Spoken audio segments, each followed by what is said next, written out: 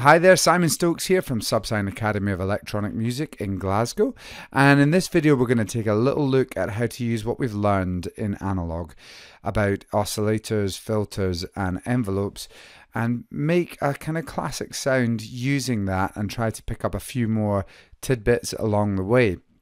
I think a really good way to demonstrate this would be to do a kind of classic acid sound. So this comes from a drum machine called the Roland TB303. Which was popular in the 80s, initially released to try and replace the bass guitar in a band. It was a complete flop at doing that because it sounded nothing like it whatsoever, and was gradually picked up. There's a bit of dispute about who was the first to kind of use it. More recently, a guy called Charanjit Singh, who sadly died not that long ago, an Indian producer, has been credited with some of the really first kind of 303 tracks.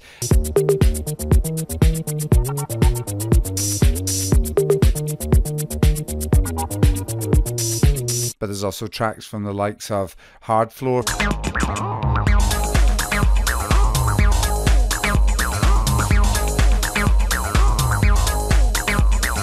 Future,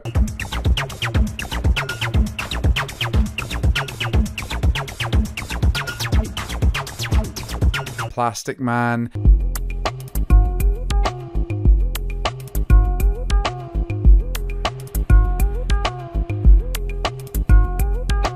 Okay, so now we've got an idea of the sound of the 303. I'm just going to solo out my kick drum just now. I'll just forget everything else for just now. New MIDI track, Control-Shift-T, Command-Shift-T.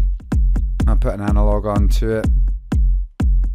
And what we've got here, a 303 actually only had two waveforms. It had a sawtooth wave or a square wave with nice high pulse width on it. So we've got those two options for our sound.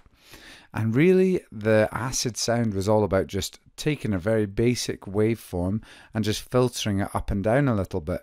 Now, there's a couple of other characteristics to the acidy sound. One was that you could only have one note at a time. The machine was what's called monophonic, which means that only one note could ever be played at a time, making it perfect for bass lines, because with bass lines we generally don't want to have more than one note playing at a time. So what we'll do here is come over to our master section over here. This is where the volume control is. We got a few things we've not really looked at. Vibrato. Now if I solo this as well, if we turn on vibrato, we can kind of give the note a bit of a warble.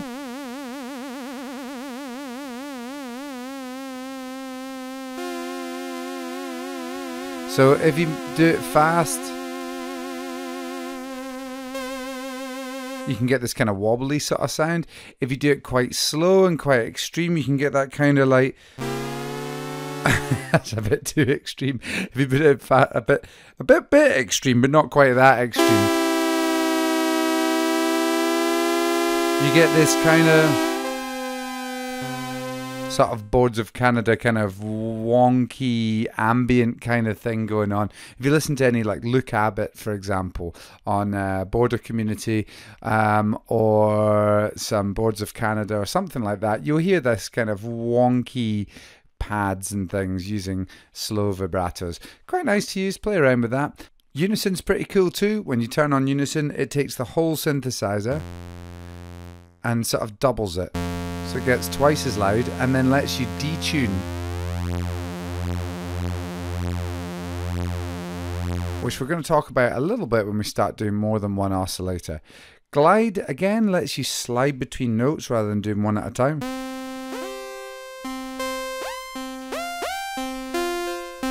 So you can kind of slide between two. That's quite a nice effect as well. And the longer you put the time,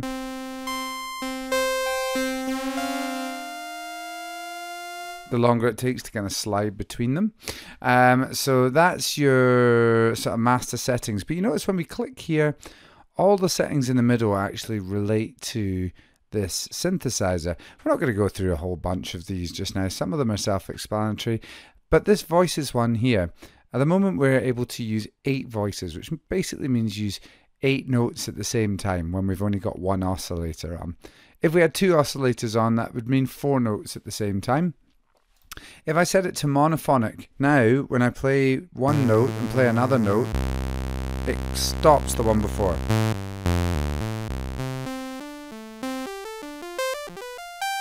So that's quite good because it means you can only play one note at a time, and like our kind of acid sounds, that's a monophonic sound, we don't want more than one note at a time. So quite often when I'm doing a bass line, I'll just set whatever synthesizer it is to monophonic. Almost every synthesizer will let you do that. So say for example our sub bass we already created, our subsine, we can make that monophonic.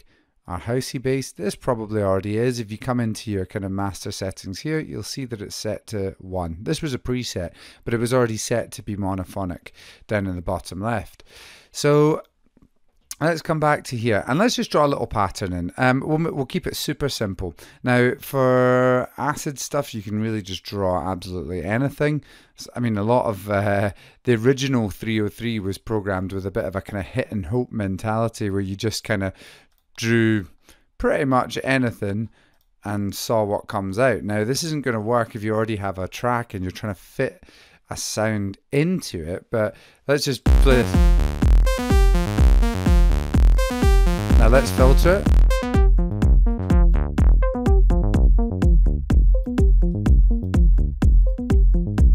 Let's put a little bit of delay on it. Ping pong it. You can hear with that kind of hit and hope effect, you get quite a nice kind of techno thing going on. A bit less delay, maybe a slower delay. Nah, faster.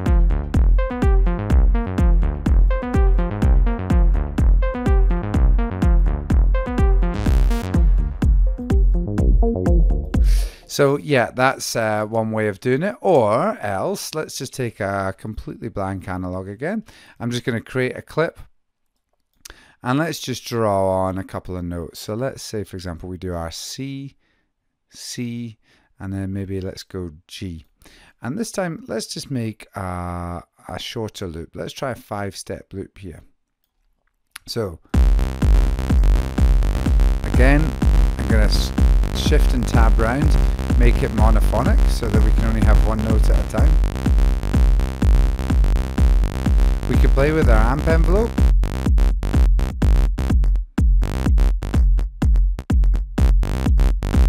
Most importantly, play with our filter. And you see, the more resonance you add, the more you start to get close to that kind of acidy type sound, till it gets a bit extreme up the top. Let's put a little bit of reverb onto this, a little bit of low cut, so that it's not going on the bass. Now we only want the reverb on the kind of mid-range and high kind of sounds. If you have it on the bass, it just starts to sound a bit muddy and unclear. What about a little bit of echo? Echo's quite cool. We might not even need reverb if we use echo actually, because it's got its own. We can play around. There's some nice little settings on this. For example, the high pass filter lets us take off some of the low end of the delay. The low pass lets us take off some of the top end. Feedback.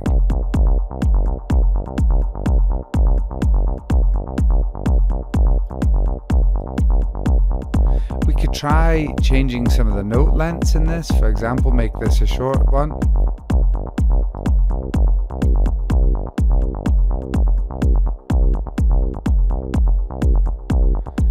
Now, do you notice how that kind of like really highlights this note and makes these ones much more supporting roles?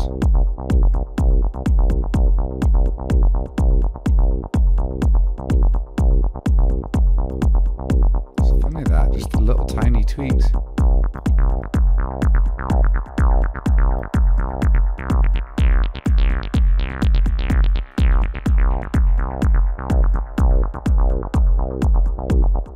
What happens if we just put a random note in the middle?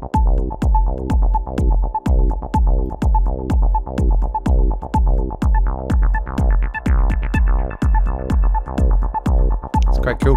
Not going to suit what we're doing, but you get the idea with acid stuff. It's just a bit of like playing around and just trying to see what sort of comes out. That's what's really fun about it. So right now we've got it on a sawtooth wave. Let's try clicking on here and bringing us down to a square wave, a nice wide pulse width. Personally, out of the two, for acid stuff, the square wave is my preference. Just got such a nice squelch to it. And that is just absolutely begging to be mapped to a controller.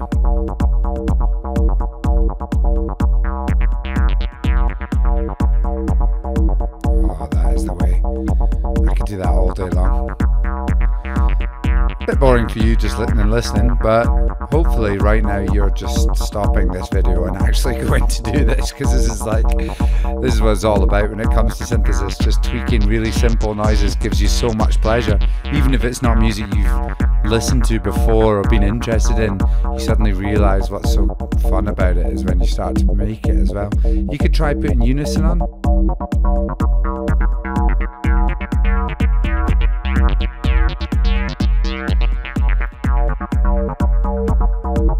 So yeah, that's the unison voices. You can multiply them by 2 or by 4. You can have, 4 instances of the synth rather than just 2, and detune them all against each other for a huge sound. Clipping quite badly. Or just the straight up basic. I just love that, to be honest. That sounds really, really nice. So you can see that to make a sort of acid sound, analog is almost by default set up. In fact, if I was to take this analog off, put a fresh one on, and just, right, we've got the pattern already. Let's make it monophonic. So we select this, we're going to go up to monophonic. Oops. Monophonic. I'm going to put it to a square wave because I like them. Play with the filter and you're there already.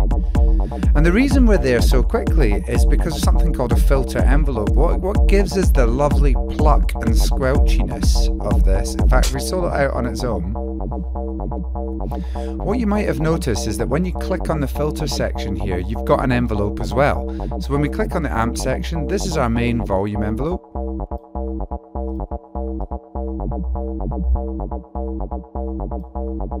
Where we can change the volume of every note as it plays. And the filter section has one as well. So this envelope here, it's a bit like having your hand on this filter frequency control, and every time a note is pressed, it's turning this up and down a little bit, and it's following the shape of here. So what that does is allows you to create movement in the filter, modulation, and it just lets you create a lot more interesting sounds rather than being completely flat. If you have the filter moving, then it sounds really nice. Like, say for example, if I just play a note just now, gonna come down. So let's bring this filter envelope long. Let's make it long. Now when I press a note, the envelope is making this knob jump up a bit and then gradually come down to the bottom. And when it gets to this bottom position, it means that the filter is in the position that the knob says here. So it's going around about the position of this knob. If I turn this up a bit, then we're going to get a higher filter cutoff, and then it comes down gradually to the current position of the knob, which is what it is when it's at the bottom here. Bit weird at first, that, to get your head around making this control move by itself. I'll set it to linear so you can see it a bit clearer. But once you start to hear it, if I bring this out like this, now my attack is 3.5 seconds. What's going to happen? Think to yourself before you hear it here. You're going to hear the filter start here, turn up a bit, and then come back to its current position.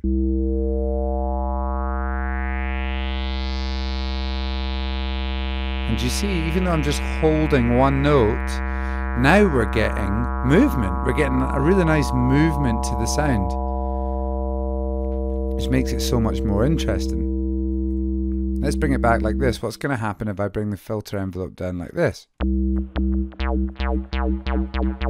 Now we get this little pluck at the beginning of every note where the filter turns up a bit and gives us some more harmonics and then comes back down quickly. And that's what gives us this acidy kind of... That's a bit too fast. That's a bit too slow.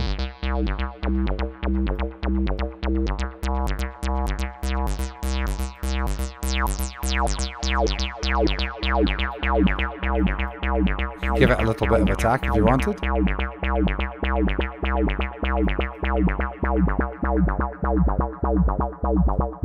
And that's where a lot of the character of this actually lies. It's in this envelope. Now the weird thing, and the thing to get your head around about with these filter envelopes, is that they're not on by default a lot of the time. An amp envelope, if we turn this off, you get no sound, because the oscillator's generating sound, the filter's filtering it, and then the synthesizer doesn't know when to turn up, when to turn down. That's all done by this envelope. This is what tells the synth, okay, you need to turn up at the beginning of the note and then turn back down.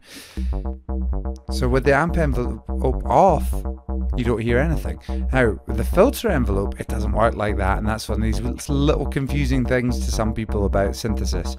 With the filter envelope, if you look down here, here's our frequency mod section. So this is the section which relates to modulating this knob here, making this knob move over time. We also have a resonance mod. I could use the envelope, as in this, to modulate the resonance as well if I wanted. So that's making the resonance follow the pattern of this envelope. If I turn this envelope off by bringing it down to 0, now we just get a very flat filter sound. Listen to the difference as I filter this up and down.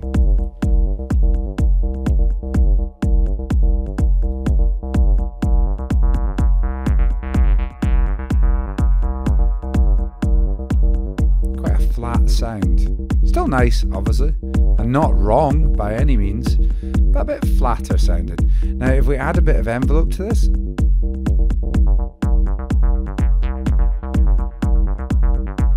you hear that little pluck at the beginning you get now?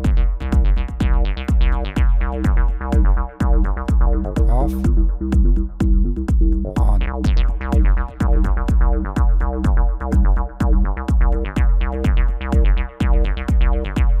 So with a little bit of playing around with the filter envelope, you can really change the sound, and there's lots of sounds which rely very, very heavily on filter envelopes. So we'll take a look at that as we go through. We're going to use it a little bit more, but this is your introduction to the world of modulation, and modulation is a very key part of synthesis. It's what gives things movement, makes them sound interesting to our ears, and lets us kind of give life to static sounds. So now that we've created this nice little acidy sound, I don't know if it fits in with the track yet. I mean, it's not gonna, we've already got a bass, in fact we've only got a bass line, so why don't we try it up an octave? Let's bring the amp envelope in a bit.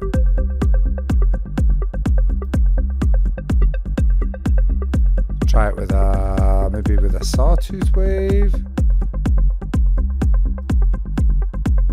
Make it fast.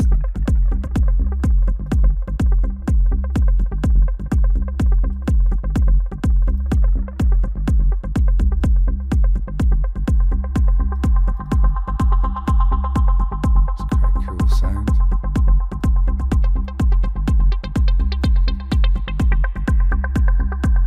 You know, we might be able to make something out of that. That's fine. But once we've got it, let's make it. Maybe let's pop it back to being a kind of nice acidy bass line just now, and we can save that up so that we can use it again in the future. So we click the save button top right. Let's call this acid bass 303 or something like that. Something you can recognize. In fact, I'm going to make this a square wave. Now I've made it a square wave, I'm going to save it again. Save over it because I prefer it as a square wave anyway. That just means the next time you want this sound, you can just bring it straight into your project, which is really nice. I'm going to to here.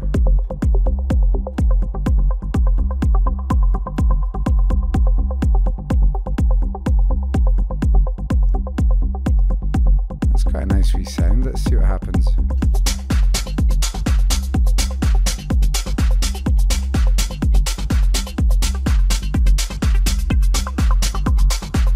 Okay, may or may not be something that we use, but it's very handy for learning how to make a 303. So give that a bash, try and make up a really nice 303 sound, have a play around. Also play around with this drive setting here. This lets you choose how much overdrive is applied to the filter, which can sometimes give you a much more harsh driving sound or a softer kind of sound if you turn it off. So have a little play around, see what kind of comes out, and then we'll look at some more sound design stuff.